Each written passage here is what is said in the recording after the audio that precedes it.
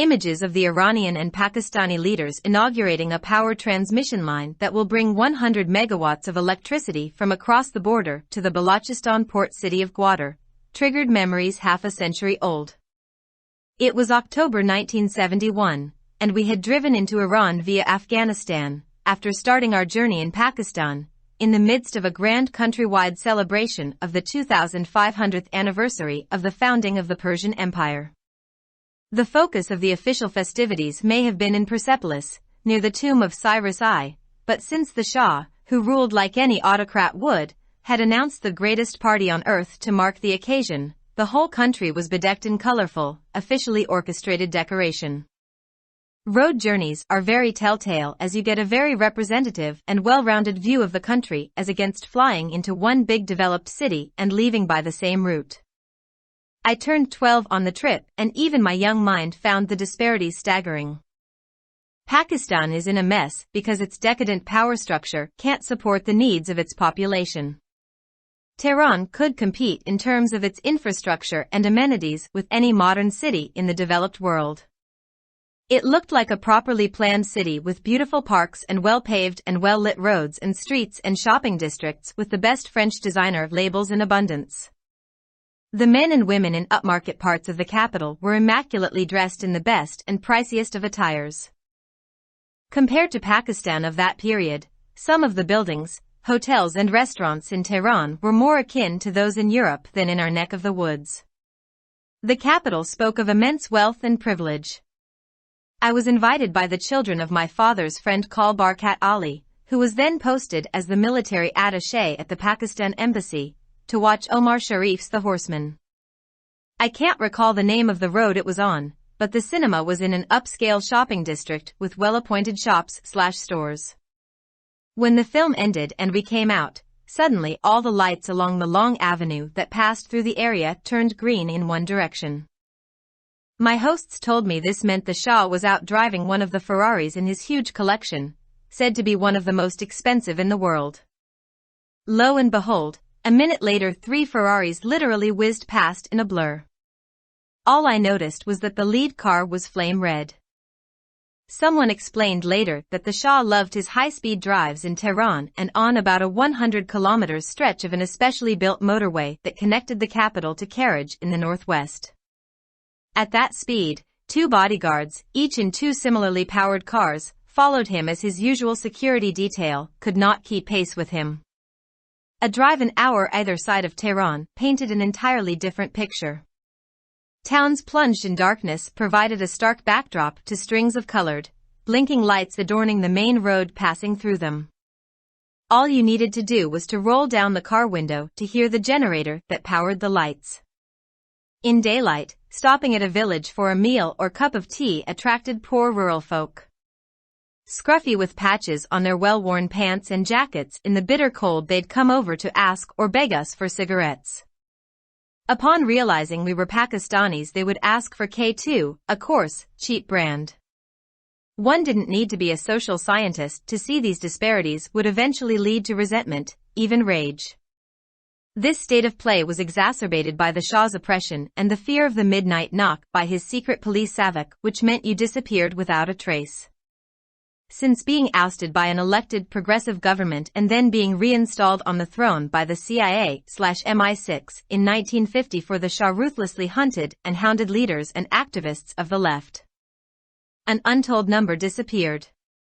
The left-wing Tudeh party's mobilization was capitalized on by the mullahs whose leaders, including Ayatollah Khomeini, were exiled in the worst case, and did not meet the same fate as the left leaders did. Deprivations and inequalities led to the uprising in 1979. The rest we know. Iranian theological regimes since then have denied fundamental rights and disregarded women's rights. Western sanctions, ostensibly due to concerns about the country's nuclear program, which imposed hardships on the country, enabled the mullahs and provided them a pretext, if at all they needed one, to keep the lid on brutally. On the other hand, sanctions may have hampered but could not totally block development. From healthcare to education to public transport, including projects such as the Tehran Underground, a lot has been accomplished. Iran has some of the largest oil and gas reserves in the world.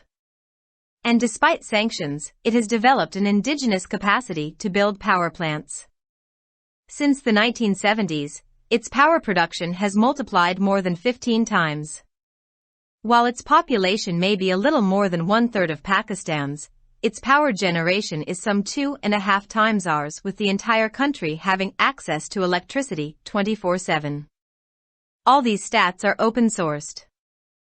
If the war waged by Saddam Hussein on Iran, and backed by the US in the wake of the Iranian Revolution, was supposed to weaken the Iranian regime, it did the opposite.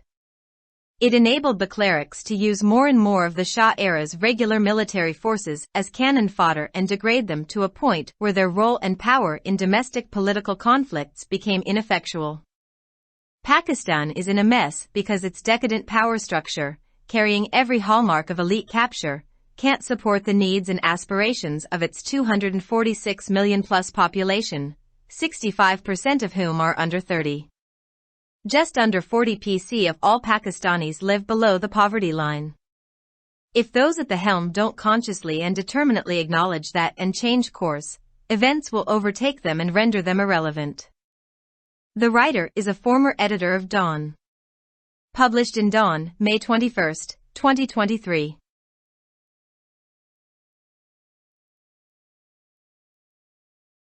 Subscribe our channel. Dawn Vocabulary.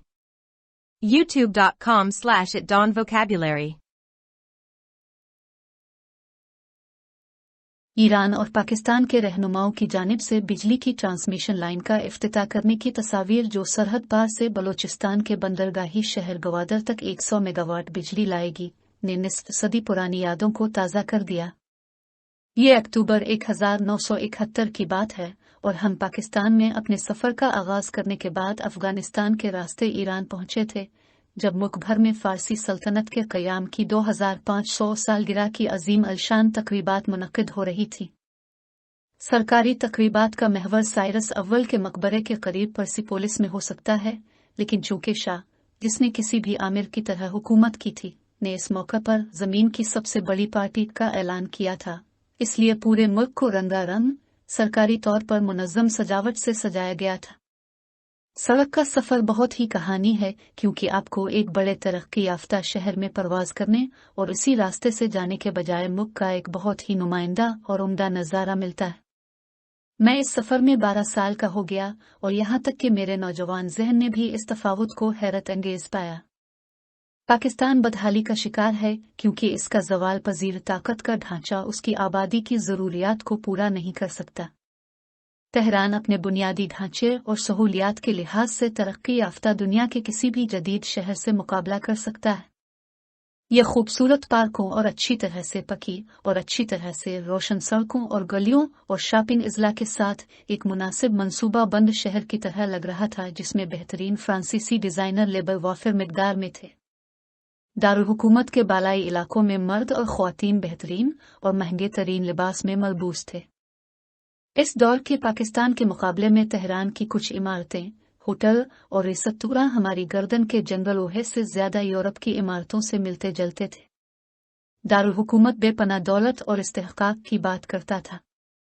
मुझे मेरे वालिद के दोस्त colonel Barkat Ali के बच्चों ने मदऊ किया था, जो इस वक्त पाकिस्तानी सफारत खाने में मिलिट्री अताशी के तौर पर तैनात थे। मुझे इस सड़क का नाम याद नहीं है जिस पर यह था, लेकिन सिनेमा एक बड़े शॉपिंग डिस्ट्रिक्ट में था, जहां अच्छी तरह से मुकर्रर दुकानें स्लैश स्टोर थे। जब फिल्म खत्म हुई और हम बाहर आए तो अचानक इस इलाके से गुजरने वाले लंबे रास्ते की तमाम लाइट्स एक समत में सब्ज हो गई। मेरे मेज़बानों ने मुझे बताया कि इसका मतलब यह है कि शाह अपने बड़े मजमूए में से एक फेररी चला रहा था, जिसे दुनिया के सबसे महंगे में से एक कहा जाता है। देखो, 1 मिनट बाद 3 फेररी लफ्जी तौर पर एक धुंधलेपन में गुजर रहे थे। मैंने सिर्फ इतना महसूस किया कि लीड कार शोला सुर्ख थी। बाद में किसी ने वजाहत की कि शाह को तेहरान में अपनी तेज़ रफ्तार ड्राइव्स और ख़ास तौर पर तामीर करदा मोटरवे के तकरीबन 100 किलोमीटर के हिस्से पर पसंद था, जो दारुल हुकूमत को शुमाल मगरिब में कर्ज से जोड़ती थी। इस रफ्तार से 2 बॉडीगार्ड्स, जिनमें से हर एक ही तरह से चलने वाली 2 कारों में सवार थे, उनका पीछा कर रहे थे क्योंकि उनकी मामूल की सिक्योरिटी उनके साथ मुताबिकत नहीं रख सकती थी। तेहरान के दोनों तरफ 1 घंटे की ड्राइव ने एक बिल्कुल मुख्तलिफ तस्वीर पेश की। अंधेरे में डूबे हुए कस्बों ने उनसे गुजरने वाली मरकजी सड़क की जीनत बनने वाली रंगीन झपकती हुई रोशनियों की तारों को एक वाज़े पस मंजर फराहम किया। आपको बस इतना करने की जरूरत थी कि लाइट्स चलाने वाले जनरेटर को सुनने के लिए गाड़ी की खिड़की को रोल करें। दिन की रोशनी में किसी गांव में खाना चाय पीने के लिए रुकना गरीब देही लोगों को अपनी तरफ मुतवज्जे करता था। सख्त सर्दी में वो हमसे सिगरेट मांगने या भीख मांगने के लिए आते थे। उनकी अच्छी तरह पहनी हुई पतलून और जैकेटों पर धब्बे होते थे। जब उन्हें एहसास हुआ कि हम पाकिस्तानी हैं तो वो किट्टू, एक मोटा और सस्ता बरान, मांगते थे। ये देखने के लिए किसी को समाजी साइंसदान होने की जरूरत नहीं थी कि यह अदम मुसावात आखिरकार नाराजगी, यहाँ तक के गुस्से का बाइस बनेगी। खेल की यह हालत शाह के जुल्म और सितम और उसके खुफिया पुलिस सावाक की आधी रात की दस्तक के खौफ से मजीद बढ़ गई थी, जिसका मतलब था कि आप बगैर किसी सुराग के गायब हो गए थे। एक मुंतखब तरक्की पसंद हुकूमत की तरफ से इक़्तिदार से बेदखल किए जाने और फिर 1904 में CIA/MI6 के जरिए तख्त पर दोबारा बिठाए जाने के बाद शाह ने बाएं बाजू के रहनुमाओं और कारकुनों का बेरहमी से शिकार किया और उनका ताक़ुब किया। एक नामालूम नंबर गायब हो गया। बाएं बाजू की तोदा पार्टी की तहरीक का फायदा उन मुल्लाओं ने उठाया जिनके रहनुमाओं बशमूल आयतुल्लाह खुमैनी को बदतरीन सूरत हाल में जलावतन कर दिया गया था, और उनका अंजाम वो नहीं हुआ जो बाएं बाजू के रहनुमाओं का हुआ था। महरूमियों और अदम मसावात की वजह से 1979 में बगावत हुई। बाकी हम जानते हैं। इसके बाद से ईरानी मजहबी हुकूमतों ने बुनियादी हुकूक से इनकार किया है और ख्वातीन के हुकूक को नज़रअंदाज किया है। मगरिबी पाबंदियों की वजह बज़ाहिर मुल्क के जोहरी प्रोग्राम के बारे में खदशात थे, जिसने मुल्क पर मुश्किलात मुसल्लत की, मुल्लाओं को काबिल बनाया और उन्हें एक बहाना फराहम किया, अगर उन्हें ज़रूरत हो तो, बेरहमी से ढक्कन रखने के लिए। दूसरी तरफ पाबंदियों ने रुकावट पैदा की है, लेकिन तरक्की को मुकम्मल तौर पर रोक नहीं सकते हैं। सेहत की देखभाल से लेकर तालीम और अवामी नकलो हमल तक, बशमूल तेहरान ज़ेर ज़मीन जैसे मंसूबों तक बहुत कुछ हासिल किया गया है। ईरान के पास दुनिया में तेल और गैस के सबसे बड़े ज़खायर हैं, और पाबंदियों के बावजूद उसने बिजली घरों की तामीर के लिए मकामी सलाहियत तैयार की है। 1970 की दहाई के बाद से इसकी बिजली की पैदावार 15 गुना से ज्यादा बढ़ गई है।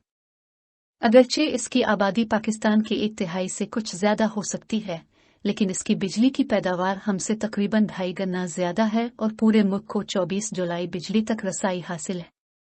ये तमाम अदाद और शुमार ओपन सोर्स हैं।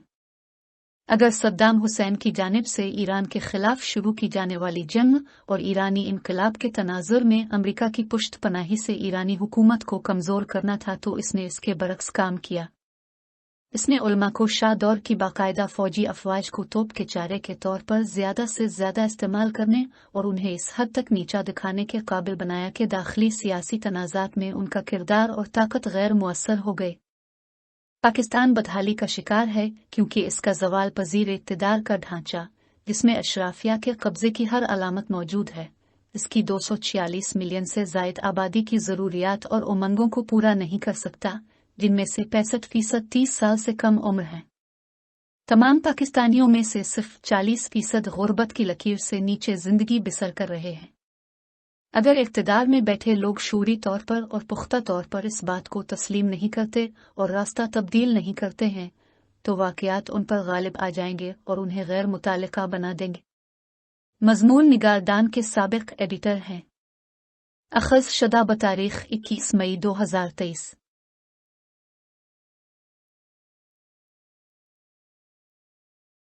For more videos, subscribe our channel. Dawn Vocabulary. YouTube.com/@dawnvocabulary. Like, subscribe, share and comments.